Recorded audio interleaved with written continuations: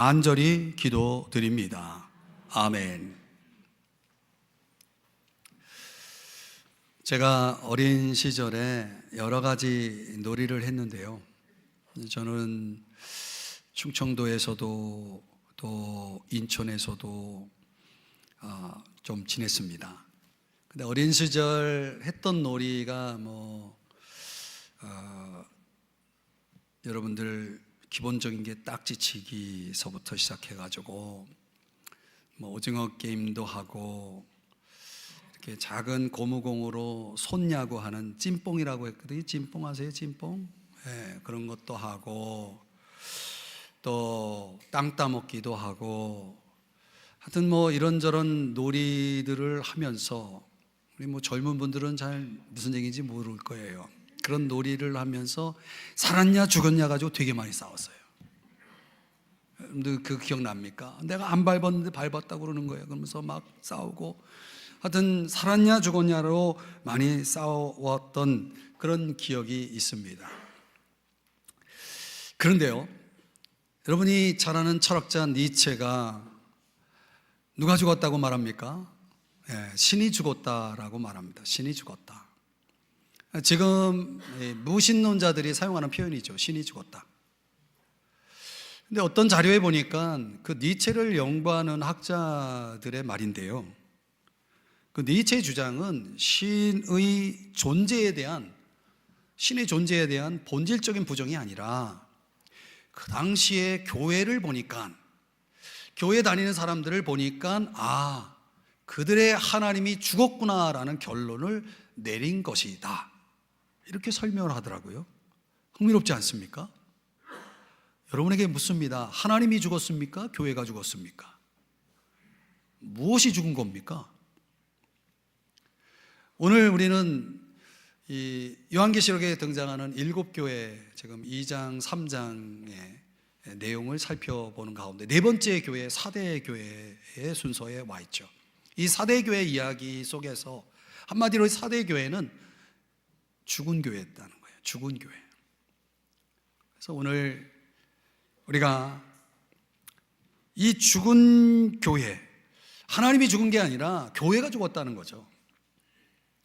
미국의 작가, 지금은 이제 고인이지만 이 버지니아 스템 오원스라고 하는 유명한 작가가 있습니다. 이 작가가 한 말을 빌리자면은 이렇습니다. 태초에 있는 모든 창조의 세계, 그냥 하나님이 창조하신 세계는 아주 좋은 성전이었는데, 그리고 성전 밖에는 속된 것인데, 이 어느 날 인간이 커다란 검정색 크레용을 쥐고 작은 섬들을 그리기 시작했다. 그것은 그리스도를 가두는 강제 수용소다. 이렇게 설명을 하더라고요. 그리스도를 가두는 강제 수용소가 어디입니까? 교회라는 거예요. 그 작가의 이야기예요. 죽음의 수용소죠. 하나님이 창조하신 모든 세계가 그분의 성소, 아주 좋은 성전인데 우리가 임의적으로 그려놓은 작은 섬 속에 그리스도를 가둬두는 거, 이런 행위를 바로 이 사대 교회가 했다는 것입니다. 그러니까 사대 교회는 그리스도를 가두는 강제 수용소, 더 이상 밖으로 나가지 못하게 그리스도를 가둔 죽음의 수용소였다라고 하는 것이죠. 그래서 오늘 1절에서 표현하기를 이렇게 표현합니다. 내가 살았다 하는 이름을 가졌으나 죽은 자로다. 이 사대교회는 살아있고 굉장히 활동적인 평판을 받았지만은 사실상 죽은 교회다라고 그렇게 선언을 하신 것입니다. 그러니까 살아있는데 살아있다는 증거가 없는 거예요. 여러분, 이게 얼마나 비극적입니까? 살아있는 증거가 없어요. 살아있는 증거가 뭐죠? 예를 들면 교회가 살아있으면 구원받는 영혼들이 나옵니다. 그런 영혼이 없는 거예요. 구원받는 영혼이 없고, 또 신앙의 성장과 변화된 삶의 체험이 없는 거예요. 하나님을 향해 감격하는 영혼들이 없는 거예요. 그냥 모였다가 흩어지는, 어떻게 보면 유명무실한 교회의 모습, 그게 바로 4대 교회의 모습이었다는 거예요. 여러분, 이거 엄청나게 심각한 얘기입니다. 왜 주님은 오늘 저와 여러분에게 이 요한계시록에는 성경을 통해서 4대 교회를 우리에게 소개해 줄까요? 이유가 뭘까요? 이것은 역사의 마지막 때에 이 4대 교회를 닮은 교회들이 많아질 것을 경고하고 있다는 거죠. 그렇다면 현대교회 안에 우리 교회를 포함해서 과연 정말 사실상 죽은 교회가 얼마나 될까? 저는 너무나 많을 거라고 생각이 됩니다. 이 본문을 연구하면서 제가 느낀 건 그렇습니다. 그렇다면 여러분, 오늘 이 시간을 통해서 저는 여러분들과 같이 이 4대 교회를 통해 우리가 배워야 할, 우리가 반드시 깨달아야 할 중요한 교훈 2가지를 함께 생각해 보려고 합니다. 첫 번째는 죽음의 이유입니다. 도대체 왜 죽었을까? 4대 교회는 왜 죽었을까요? 현실적인 문제를 먼저 들여다보면 1절에 이런 표현이 있습니다. 이 단어가 참 중요한 단어예요. 내가 뇌 행위를 안 하니 죽은 자로다. 그러니까 어떤 행위가 죽음의 이유가 되었다라고 하는 그런 단서죠. 그 어떤 행위는 도대체 현실적인 차원에서 어떤 것일까? 우리가 그거를 이해하려면 4대라고 하는 도시가 당시 어떤 도시였는지를 들여다볼 필요가 있습니다. 4대 도시는 이 모직 의류 제조로 아주 유명한 무역 중심지였다고 합니다. 그래서 한때 소아시아에서 가장 부유한 도시로 유명했다는 거예요. 그래서인가요? 이게 인류 역사상 최초로 금, 은, 화폐를 만들어서 부의 상징이 된 도시였다고 합니다. 한마디로 경제적으로 굉장히 부유한 도시였다, 발전한 도시였다, 이런 거죠. 종교적으로는 어떤가? 여러분, 자연 숭배와 관련된 아르테미스 신이 있는데 그 신의 거대한 신전을 중심으로 해가지고 끊임이 없는 연회와 축제가 벌어진 곳이다. 이게 종교적으로는 이 아르테미스 신을 숭배하는 그런 축제가 날마다 벌어지는 그런 곳이었다, 이렇게 역사가 소개를 합니다. 군사적으로는 얼마나 그 요새가 든든한지요. 난공불락의 천연 요새를 갖추고 있었다, 이렇게 그 자료가 그런 자료가 있습니다. 저는 이런 걸 종합해 보면 이런 도시 안에 4대 교회가 있었다. 그렇다면 적어도 그 초대교회가 공통적으로 안고 있었던 종교적인 박해, 이런 것들은 없었을 것이고, 또 상당히 부유한 도시 속에 존재하는 교회다 보니 세상 재물과 향락이라고 하는 그 문화권 속에서 이 교회 성도들도 상당히 현실 만족과 편안함 속에 상당히 익숙해져 있을 가능성이 우리가 추론해 볼 수 있는 거죠. 그런데 바로 그것이 4대 교회를 죽은 교회가 되도록 그렇게 전락한 이유가 되었다는 거예요. 여러분, 가만히 생각을 해보면 과연 우리가 편안하다라는 게 무조건 좋은 것이 아니라는 거 아십니까? 우리가 좀 더 영적으로도 이렇게 들여다보면 우리의 삶에 고난이 있고 도전이 있고 자극이 있어야 우리가 우리 스스로를 좀 돌아보기도 하고, 또 어떻게 보면 우리가 정신을 차리는 기회도 갖고 하나님을 찾아서 좀 부르짖는 그러한 유익이 있는 거 아니겠습니까? 그래서 성경에 고난당하는 것이 내게 유익하다라는 그런 고백도 시편 기자가 하고 있잖아요. 그런데 나를 둘러싸고 있는 모든 게 다 편안해. 여러분, 모든 게 다 편안한 사람에게 뭐가 없는지 아세요? 기도가 없어요. 주님을 의지하는 믿음이 없어요.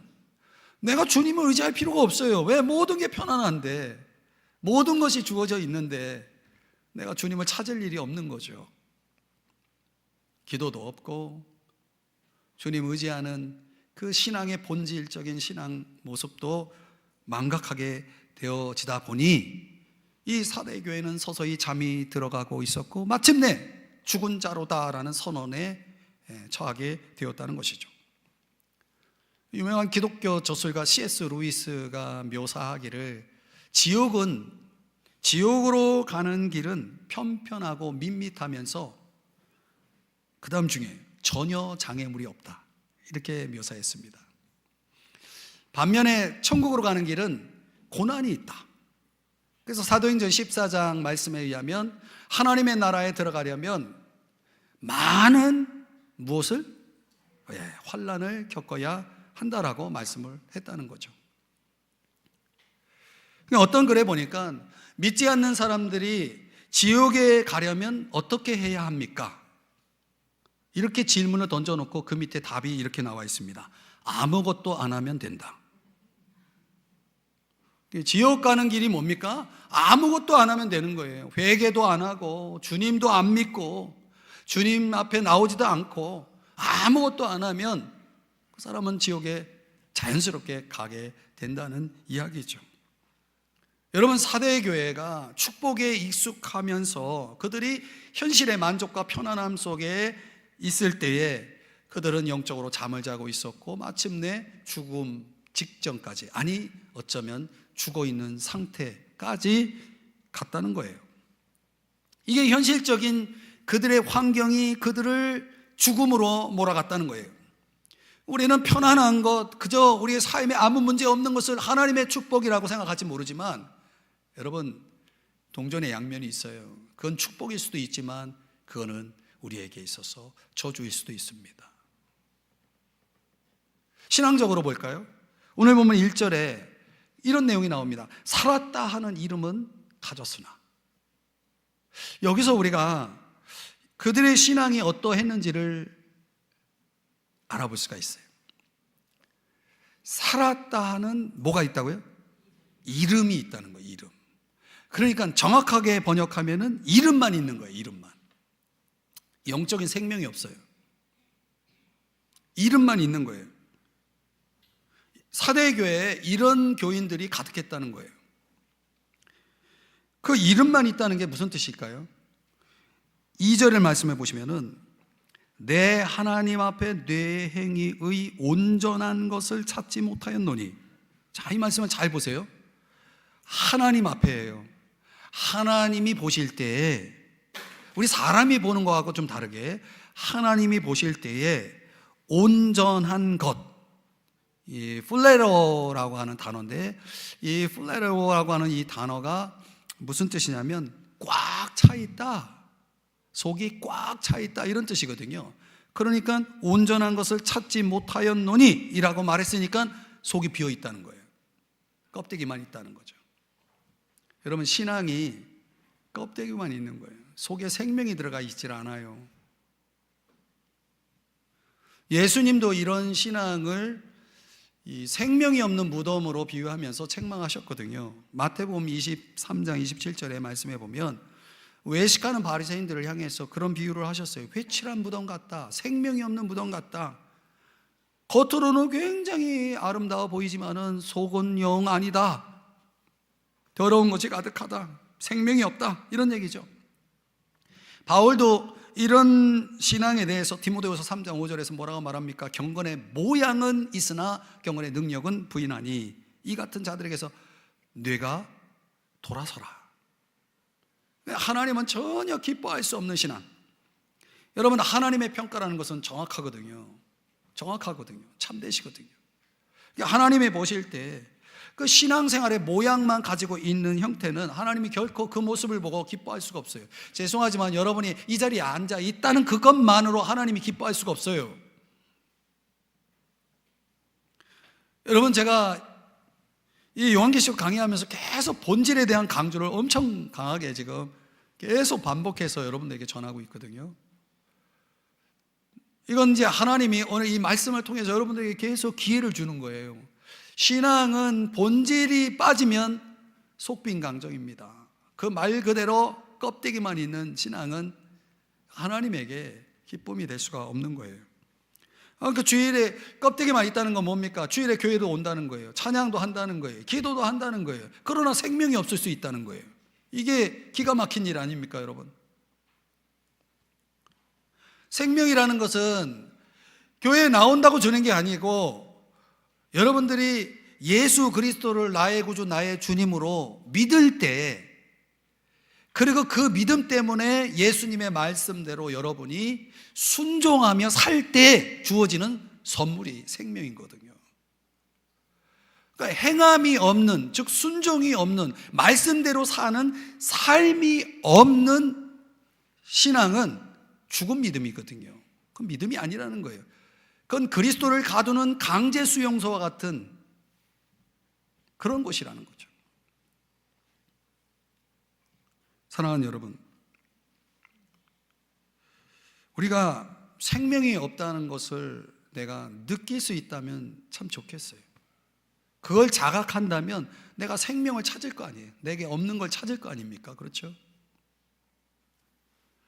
교회에 오면서 여러분들이 신앙생활 하면서 가장 중요한 질문이, 퀘스천이 이거예요. 나에게 생명이 있는가? 이거보다 더 중요한 질문 없어요. 여러분이 이 질문에 대한 명확한, 확실한, 분명한 답을 갖고 있지 않다면 여러분 교회 안에서 뭘 해도 하나님이 보실 때는 껍데기예요. 아무 의미가 없어요. 껍데기예요. 삼손을 보세요. 삼손이 그렇게 힘이 세지만 그가 하나님을 떠나니까, 하나님이 없으니까 아무 힘을 발휘하지 못했죠. 그런데 삼손은 자기에게 아직도 힘이 있다라고 착각했다는 거죠. 그런 신앙인들이 얼마나 많아요. 사랑하는 여러분, 그러니까 사대교회의 문제는 이런 거예요. 교회에서의 모습과 또 세상에서의 모습이 다른 거예요. 교회에서는 믿음이 있죠. 근데 세상에서는 믿음이 없는 거예요. 또 사람 앞에서는 믿음이 있어 보이는데 하나님 앞에서는 또 믿음이 없는 거예요. 이렇게 다른 신앙. 그러니까 하나님 앞에 내 내면의 깊은 내면을 들여다보고 내 인격을 하나님 안에서 변화시키지 않고 그저 사람들 앞에 보여지는 모습 속에서 내 신앙이 거기에만 치중을 하고 있다면 죄송하지만 생명이 없을 수 있어요. 그러면 이거 심각한 얘기예요. 살았다 하는 이름만 있는 거예요. 죽은 자예요. 여러분, 현실 안주라는 것이, 생명은 없고 이름만 있는 성도라는 것이 바로 사대교회의 모습이고 그런 죽은 자의 모습이었다라고 한다면 그 모습이 내 모습은 아닐까요? 그 죽음의 이유를 생각할 때 이제 우리가 다시 본문 속에서 생각해야 될 주제는, 그러면 죽은 자가 어떻게 살아날 수 있을 것인가? 내가 살아나야 한다면 어떻게 해야 되는가? 그 두 번째가 살아남의 비결을 오늘 성경이 말씀해 줍니다. 이걸 잘 들어보세요. 죽음에서 살아나려면 몇 가지가 필요해요. 첫 번째가 뭐냐면 2절에서 이렇게 말합니다. 너는 일깨어. 영어로는 wake up, 일어나라는 거예요. 깨어나라는 거죠. 정신 차리라는 거죠. 이 역사적으로 아까도 설명드렸지만 난공불락의 천연 요새를 갖춘 도시라서 사실상 이 도시는 그 누구라도 침공할 수 없는 그런 아주 완벽한 요새였음에도 불구하고 역사적으로 2번이나 적의 침략을 당했다고 그러죠. 근데 그 이유가 뭐냐? 보초를 서는 군사들이 자고 있었다는 거죠. 교회도 마찬가지예요, 여러분. 여러분, 우리의 대적이 누굽니까? 우리의 적이 마귀거든요. 마귀가 우리가 자는지 안 자는지 모를까요? 마귀는 귀신같이 알아요.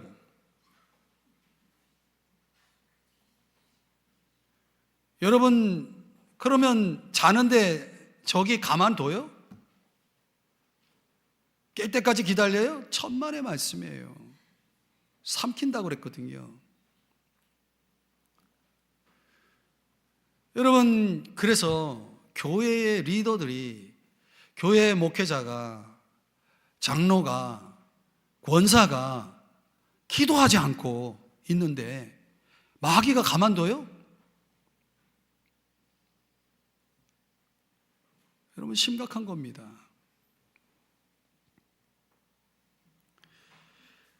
교회 안에 리더들은, 물론 우리 모든 개인적인 신앙인들은 다 깨어 있어야 됩니다. 안 그러면 큰일 나요. 이 교회를 연구하는 학자들의 얘기지만은, 이 전통과 역사를 자랑하는 교회들을 연구해 보니까 교회적인 사명을 제대로 감당하는 교회가 거의 없다는 겁니다. 그런 전통과 역사라고 하는 과거에 대한 집착과 자랑 외에는 그 교회가 할 수 있는 것들이 별로 없다는 거죠. 그 서구 교회를 연구하면서 그 서구 교회 안에 미국이나 이런 데 정말 우리가 많이 이렇게 본을 찾고 있는 그런 교회들 속에 생명력 있는 교회들을 연구해 보니까 공통점이 있더래요. 그게 개척된 지 30년 이하의 교회였다는 거예요. 물론 그 기간이 그렇게 학자들의 얘기니까 그걸 뭐 정확한 공식으로 우리가 생각할 필요는 없겠지만은, 그만큼 교회가 오래되면 오래될수록 잠자는 교회가 너무 많다는 얘기죠. 우리 교회도 30년이 넘었어요. 50년이 넘었어요. 신앙인들도 개인적으로 보면, 신앙생활 오래 하신 분들 보면요, 죄송하지만 저도 예외가 아닐 수 있어요. 형식주의에 많이 빠져 있어요. 예배는 안 빠져요. 근데 마음속에 벌써 고장이 나 있어요. 감격이 없어요. 눈물이 없어요. 뜨거움이 없어요. 그냥 음욕만 있어요.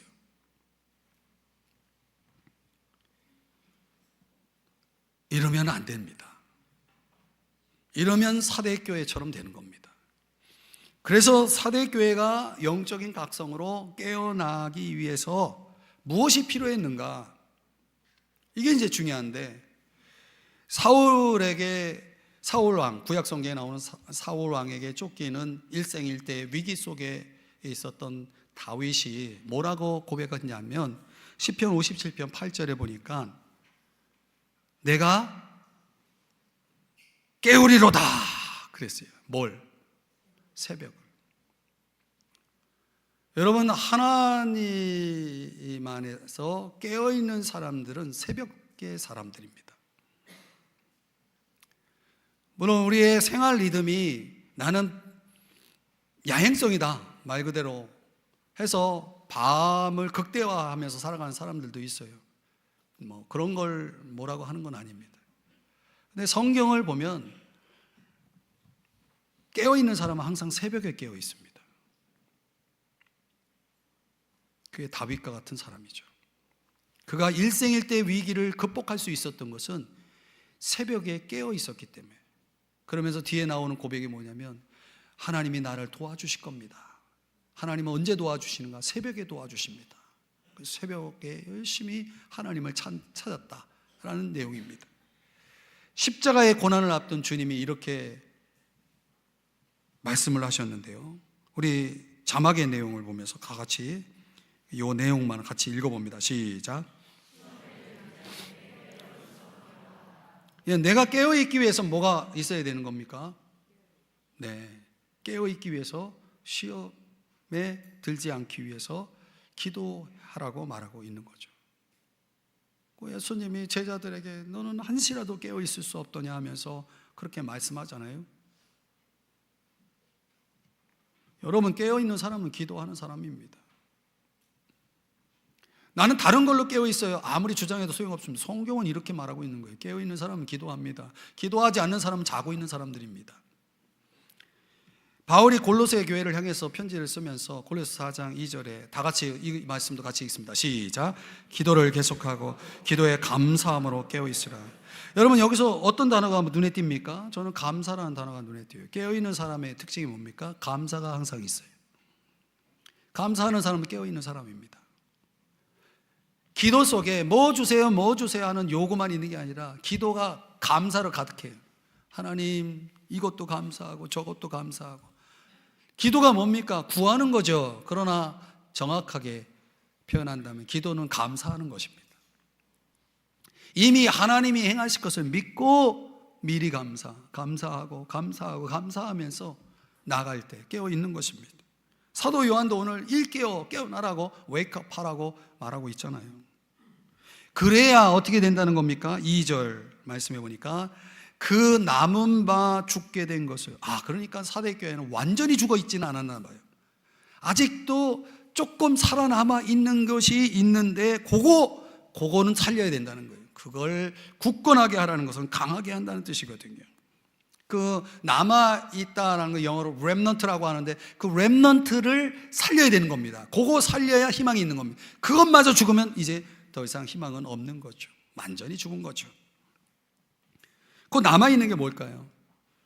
우리로 말하면 믿음, 사랑, 소망, 이런 가치들이겠죠.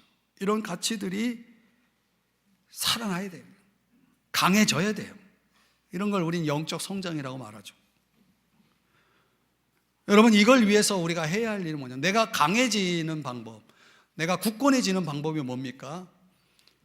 외부로부터 아웃소싱을 해야죠. 내가 어떤 힘을 공급받아야 되잖아요. 그 힘이 성령의 능력이라고 말하는데, 또 다른 말로는 기름 부음이라고 말하는데, 그 어노인팅 하는 성령의 기름 부음의 역사가 일어나면 그 사람은 굉장히 능력이 있는 강한 그리스도인이 되는데, 그 성령을 누가 주시느냐? 오늘 1절에 보면 성령을 주시는 분을 소개하고 있습니다. 하나님의 7영, 이건 성령을 가리키는데 이걸 가지신 분이 누굽니까? 예수님이에요.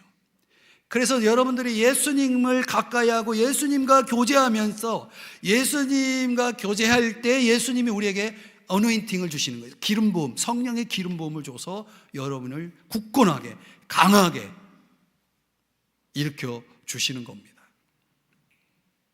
사랑하는 여러분, 살아나려면 이렇게 깨어나야 됩니다. 기도로, 주님을 가까이 교제함으로 성령의 기름 부음을 받아서 깨어나야 됩니다. 그리고 3절에 보니까 세 단어, 동사가 강조됩니다. 생각하고 지켜 회개하라. 뭘 생각하라고 말하고 있냐면 뇌가 어떻게 받았으며 어떻게 들었는지, 이건 복음을 얘기합니다. 여러분, 우리가 처음 복음을 어떻게 받았고 어떻게 들었는지를 생각하라라고 하는 것은 뭘 생각하라는 거예요? 첫사랑을 생각하라는 거예요. 여러분이 예수님을 인격적으로 만나고 구원받았던 그 첫사랑의 그 감격과 기쁨이 있었던 자리를 생각하라는 거예요. 그래야 여러분이 살아난다는 거예요. 그래야 살아난다는 거예요. 복음의 감격과 열정을 가지고 진정으로 눈물 흘렸던 때, 그때가 여러분이 있지 않았나요? 옛날 얘기지만 그게 옛날 이야기가 되면 안 되거든요. 오늘 나에게 그런 사건이 일어나야 되거든요. 복음을 생각하면서, 우리 주님의 십자가를 생각하면서 뜨거운 눈물을 흘릴 수 있는 이게 있어야 되거든요. 이거 살아나려면 먼저 생각하라는 거예요. 생각하라는 거예요. 여러분, 부부 생활도 마찬가지죠. 여러분, 처음 여러분 결혼 전 연애할 때 얼마나 가슴이 두근거렸어요. 안 그랬나요? 그 데이트하기 위해서 얼마나 많은 준비를 하고 얼마나 또 많은 노력을 하고 정말 가슴 두근두근거리면서 그렇게 만남을 시작하고 뜨거운 사랑을 나누는 그런 가운데 여러분이 부부가 되었고 결혼을 했고 함께 살잖아요. 살다 보니까 그런 거 다 있잖아요. 그러니까 부부 생활이 힘든 거예요. 신앙생활도 똑같아요. 좋을 때가 있어요. 그런데 항상 좋아야 되는데 신앙생활이 좋지 않다라고 하는 건, 이건 엄밀하게 따지면 주님과 나와의 관계예요. 첫사랑을 잃어버린 거예요. 그 복음의 순수성을, 그 신앙의 순수성을 내가 지켜야 되는데 그걸 잃어버리니까 내가 자꾸 세상에 물들고 더럽혀지고 그러는 거예요.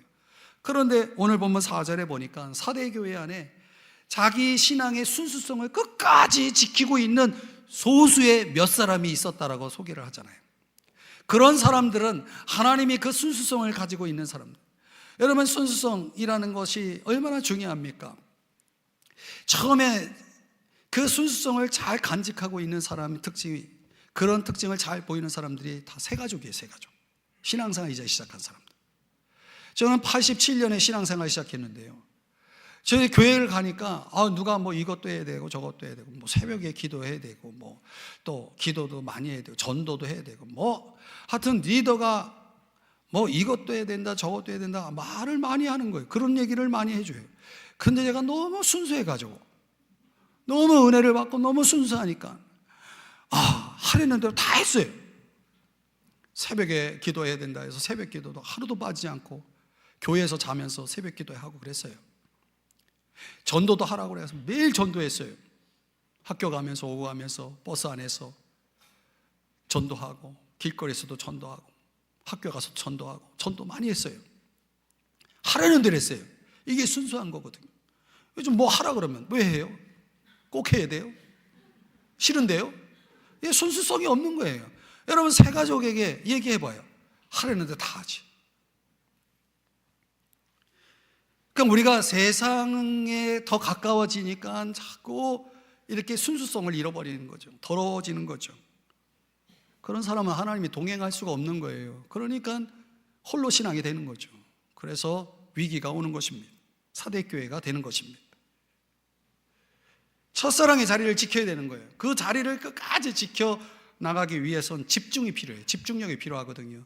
빌립보서 3장 14절에 사도 바울이 그 첫사랑을 간직하기 위해서 이런 태도를 가지고 살았잖아요. 표대를 향해서 나는 달려간다. 여러분, 이런 집중력을 갖고 있지 않으면 안 되는 거죠. 진정한 신앙의 증명은 교회를 얼마나 다녔느냐에 달려있지 않아요. 그런 걸로는 절대 평가하지 않습니다. 주님은 내 삶의 진정한 열매가 있는, 삶의 열매가 있는지, 봉사의 열매가 있는지, 이런 것들을 주님이 보고 평가하시는 거죠. 사랑하는 여러분, 여러분의 신앙의 자리, 사명의 자리, 주님과의 만남의 자리로 돌아가셔야 됩니다. 그렇게 하지 않으면 어떻게 되는 겁니까? 큰일 나요. 그래서 돌아간다라고 하는 표현을 오늘 성경은 회개하라라고 표현하고 있는 겁니다. 회개가 뭐예요? 돌아가는 거예요. 어디로? 첫사랑의 자리로, 사명의 자리로, 주님과 뜨겁게 교제를 나눴던 신앙의 자리로 가려는 거예요. 그렇게 하지 않으면 3절, 내가 도둑같이 이르리니. 도둑같이 임한다는 것은 주님의 재림과도 관련되지만 이건 심판을 강조하는 겁니다. 주님이 심판하시겠다는 거예요. 실제로 역사에 보면은 이 난공불락의 천연 요새를 자랑하던 이 4대 도시가 그 외세의 침략에 2번이나 정복을 당했다고 그러죠. 있을 수 없는 일이에요. 그런데 왜 그렇게 되느냐? 이 성에 약점이 있었다는 거예요. 그 약점이 남쪽, 성의 남쪽이 가파른 절벽이에요. 그러니까 이 4대 장군들이 절대 이곳으로는 적이 들어올 수가 없어. 공격해 올 수가 없어. 그냥 내버려 둬. 그리고 멸망이 전날 밤까지도 그 부하 병사들을 가서 잠이나 자 하고서 잠자리에 들어가게 했다는 거예요. 그리고 새벽에 일어나 보니까 포로가 되어 있는 거예요. 그들의 잠은 죽음의 잠이 되었던 거죠. 여러분, 적이 절대 오지 않아 라고 하는 그런 착각 속에서 적은 바로 그 틈을 노리고 있다는 사실을 아십니까? 교회든 개인이 신앙이든 간에 무너집니다. 깨어있지 않으면 여러분 큰일 납니다. 그래서 우리가 깨어있음으로, 회개함으로 주님께 받은 말씀을 기억하고 내가 진짜 순종할 때에, 그때 오늘 5절에 뭐라고 말합니까? 이기는 자다라고 말하는 거죠. 살아난다라는 뜻이에요. 부흥한다라는 뜻이에요. 그런 자들에게 주님은 2가지를 약속하는 게 뭐냐? 흰 옷을 입게 될 것이다. 흰 옷이라고 하는 것은 깨끗한 옷이죠. 주님은 깨끗한 사람을 쓰시거든요. 주님이 쓰시겠다는 거예요. 그런 사람을 통해서 주님은 일하시겠다는 거예요. 주님의 능력을 보이시겠다는 거예요. 주님의 일하심을 알게 하시겠다는 거죠. 그리고 그 이름을 생명책에서 결코 지우지 아니하고 라고 하는 것은 그 생명책의 기록에서 그대로 유지하겠다는 거예요. 여러분, 이 생명책의 기록이 돼야 천국 갑니다. 그런데 만일 내가 회개하지 않고 깨어있지 않고 계속 영적인 잠을 자고 고집스럽게 내가 계속 그렇게 밀고 나간다면 어떻게 하겠다는 겁니까? 이름을 지우겠다는 거예요. 이 말은 무슨 얘기입니까? 주님이 천국에서 그를 보지 않게 하시겠다라고 하는 거죠. 주님의 인정, 주님의 환영, 주님의 위로, 주님의 상은 그들에게는 없는 것입니다. 여러분, 여러분의 이름이 생명책에 기록이 되어 있을까요? 지금 여러분의 모습을 보면서 혹 주님이 생명책에서 여러분의 이름을 지울 가능성이 있다는 사실 아십니까? 주님의 경고를 들으셔야 됩니다. 여러분, 편안함에 안주하면 안 됩니다. 신앙이라는 건 편안하면 편안할수록 더 편해지고 싶어요. 누구는 그렇게 하고 싶지 않겠습니까?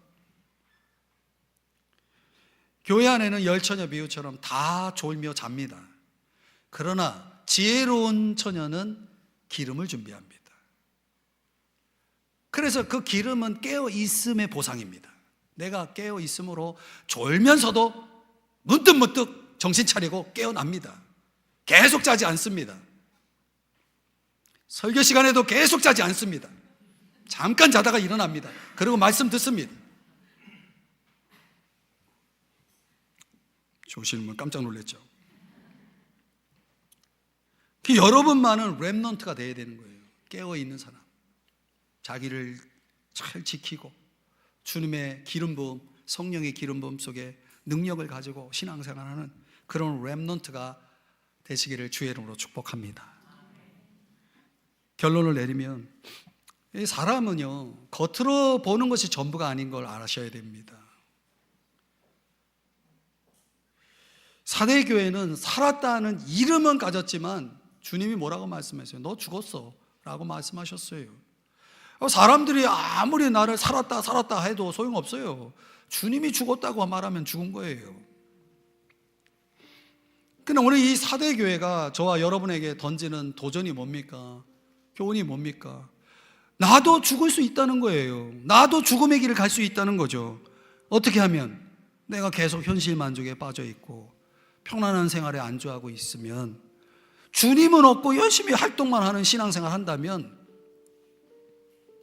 그럼 그거는 죽음에 이르는 길입니다. 저는 우리 삼성중앙교회 성도들 가운데 한 영혼도 이 길을 가지 않기를 바랍니다. 반대로 우리는 생명에 이르는 길로 가야 되는 거죠. 어떻게 해야? 내가 기도로 깨어 있어야 됩니다. 여러분, 누구는 쉬고 싶지 않습니까? 누구는 안 바쁩니까? 누구는 할 일이 없습니까? 다 살아가는 삶의 모습 속에는 다 이유가 있어요. 그러나 우리 주님이 그런 사정을 다 알아보시고 그래 너는 자라 라고 말씀하시지 않습니다. 깨어 있어야 됩니다. 기도해야 됩니다. 세상에 물들지 않고 순결함을 지켜야 됩니다. 주님과의 교제를 통해서 성령의 기름 부심을 받아야 됩니다. 그 성령을 받아야 여러분이 살아납니다. 여러분이 능력이 생깁니다. 세상도 이기고 하나님이 기뻐하신 삶의 열매도 맺습니다. 살리는 것은 영이니 육은 무익하다고 그랬습니다. 요한복음 6장에서 살아나려면 성령이 들어와야 됩니다. 성령을 받아야 되고요. 성령의 기름 부심이 충만해져야 되거든요. 그렇게 살아나야 되는 것입니다. 제가 이 말씀을 준비하면서 또 그 이전에 해서 우리 교회 성도들을 위해서 기도하는 제목이 있습니다. 근데 그 제목이 고 이효령 선생님이 쓴 달리다 굼이라는 시에 담겨 있습니다. 부분만 소개하면, 소녀야 일어나라, 그때처럼 한마디 말씀, 달리다 굼. 소녀여 일어나라 라고 말씀해 주세요. 그러면 아이는 잠에서 깨어나 창 너머 눈부신 빛을 다시 볼 것입니다. 창 너머 눈부신 빛을 다시 볼 것입니다. 이런 시예요. 그래서 제가 새벽에 그렇게 기도하지 않습니까? 나의 사랑하는 영적 자녀들아, 성도들아, 달리다 굼, 깨어나라, 일어나라. 주님의 얼굴을 보라. 그분이 주시는 그 놀라운 능력을 보라. 그래서 세상 가운데 그 창 너머에 비춰주시는 그 놀라운 그 빛 가운데 살면서 어두운 세상을 밝혀보라 라고 저도 우리 교회 성도들을 위해서, 여러분들을 위해서 기도를 하고 있습니다. 달리다 굼, 일어나십시오. 일어나십시오. 에스겔 37장에 에스겔 선지자에게 하나님이 보여주신 환상이 있어요. 그게 죽은 지 오래된 마른 뼈들, 수많은 마른 뼈들이 지금 있는데, 눈앞에 있는데 그 마른 뼈들이 살아나는 환상입니다. 하나님의 말씀이 대언되고, 그리고 하나님의 성령을 의미하는 생기가 그 속에 들어가니까 그 마른 뼈들이 살아나가지고 일어나가지고 하나님이 쓰시는 큰 군대를 이루게 되는 그 환상이거든요. 제가 이 환상을 가지고 기도하고 있어요. 우리 교회를 위해서. 하나님은 아시겠죠? 우리 교회에 잠자는 성도들을, 그들을 깨워주시기를 위해서 기도하고 있습니다. 오늘 이 말씀 사람의 말로 받지 마시고 하나님께서 여러분에게 기회를 주시는 말씀으로 삼아서 여러분이 순종했으면 좋겠어요. 달리다 굼, 달리다 굼. 기도하겠습니다. 하나님 아버지,